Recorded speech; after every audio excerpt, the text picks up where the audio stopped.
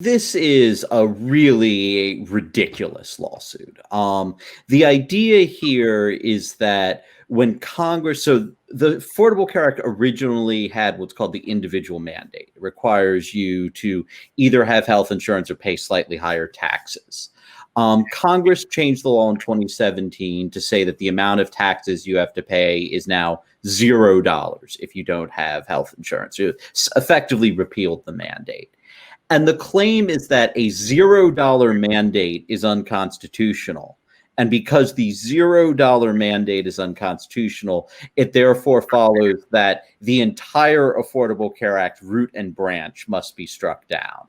And that theory seems unlikely to prevail. Both Chief Justice Roberts and Justice Kavanaugh, who are Republican appointees to the court, they said explicitly, like, we're not convinced by the theory that the whole law needs to fall. So that's good news. I think that there are other cases that are likely to do considerable damage to the Affordable Care Act, but this kind of wholesale repeal that a lot of Republican attorneys general were looking for here, I don't think it's going to happen.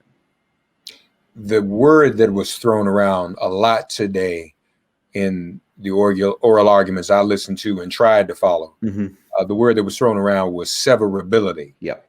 Is that what we're talking about? And I heard Kavanaugh say it a lot.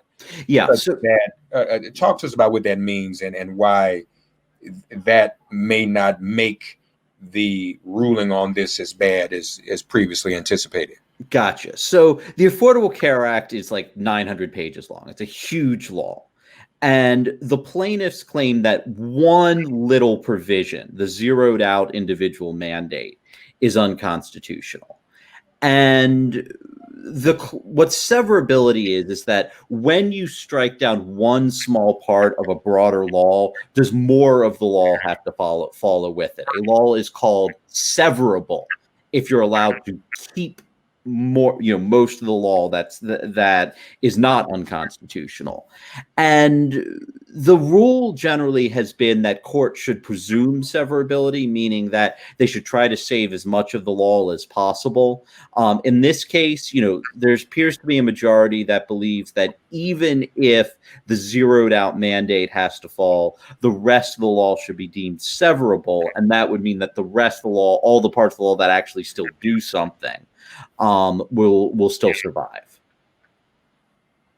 So would it be harmful if the mandate was struck down altogether? What bearing would that have on any or everyone else, if any bearing at all? I mean, I'm sure that some law professor will make tenure writing some paper discussing how important it is that this mandate that does nothing was struck down. But I mean, it's like the provision that is at issue here, the provision that they argue is unconstitutional, says either you should have health insurance or you have to pay nothing, $0. So it just doesn't do anything. I mean, there might be some doctrinal implications for future cases if they say that this provision that does nothing is unconstitutional. But if all they do is strike down the zeroed out mandate but leave the rest of the law intact, I call that a win for the Affordable Care Act, because who cares if they say that a provision of law that does nothing at all is unconstitutional? So is it accurate to then say, because of the questions that Roberts and Kavanaugh raised today about severability, that those are the two votes necessary to keep it from being struck down altogether? Is that what we're gleaning from the oral arguments today? I think that's right. I mean, you can never be certain after an oral argument, but there's 3 liberal justices appointed by Democrats. I don't think there's really any chance they would vote to strike down Obamacare. And then Roberts and Kavanaugh, I mean, I can read, I have their quotes in front of you.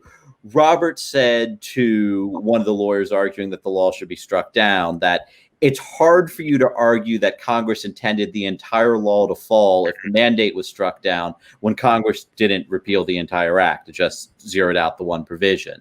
And then Kavanaugh, he was speaking to Don Verrilli, who was one of the lawyers arguing that the law should be upheld. And Kavanaugh, here's the quote from him: "I agree with you that this is a straightforward case for severability under our precedents, meaning that we would excise the mandate and leave the rest of the law in place.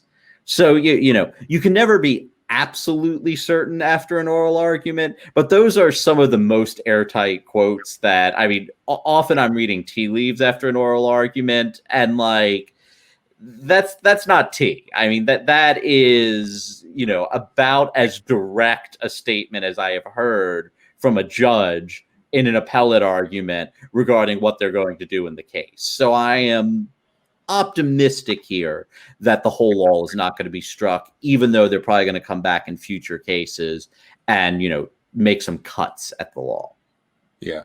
But now, mind you, Ian, some in the Trump administration are still planning for his inauguration.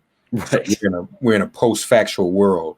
How often do we find, by your description, airtight statements like that from the bench?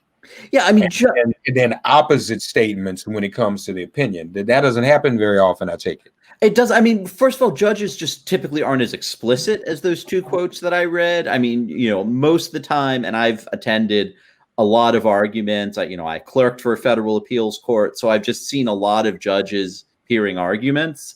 Right. And normally they try to convey the impression that, oh, we're just asking questions. We have an open mind. I mean, it just doesn't happen that often. Judges normally spend their question time asking questions, not making statements. And in this case, I think we got two fairly explicit statements from two key justices that they don't think this lawsuit's going to go anywhere. I can think of a lot of reasons why they might have done that. I mean, maybe they don't want the health insurance industry and the hospital industry to deal with 6 months of uncertainty. They don't want the stock market to freak out. So maybe they're trying to reassure people here with these statements. Again, we don't know what's going to happen. I mean, God forbid a justice could die before Trump leaves office. Maybe his coup is successful and then all bets are off. But I think the most likely outcome here is that Joe Biden will be sworn in as president. The Supreme Court's membership will stay the same. And there's going to be at least 5 votes to preserve the Affordable Care Act. Were we able to glean anything from Amy Barrett's comments, the newest justice? She is hard to read. So, I mean, Barrett, she's not just a law professor or former law professor, but she's a former law professor who tended to write legal theory. Like, I've read a lot of her scholarship, and some law professors focus on more practical aspects of the law. She didn't do that. Her work was fairly theoretical. And if I'm honest with you, a lot of her questions struck me as if she's still thinking like a legal theorist and not like a judge. Like some of them seem to be probing really esoteric points that I seemed pretty far afield of where the case was. I think she asked some questions which indicated she's sympathetic to the plaintiffs. She asked some questions which indicate she's sympathetic to the side arguing that the law should be upheld. And I don't know what she's going to do. Now, that said, if Roberts and Kavanaugh both vote to uphold the law, then I don't think Barrett's vote matters that much. Yeah, that will give it, I guess, 3 + 2 is 5. Right. Yeah. So that would cover it. But now you mentioned that there are other cases in the pipeline. Can you give us a glimpse of what those are? So the case that has me the most nervous is a case that was decided last June called Little Sisters. Little Sisters involved the so-called birth control mandate, the requirement that insurers have to cover birth control for free. Mm-hmm. And to explain how that works, the Affordable Care Act doesn't actually say everyone gets free birth control. It says that there shall be certain forms of women's preventative care that are covered without any kind of copay or anything like that.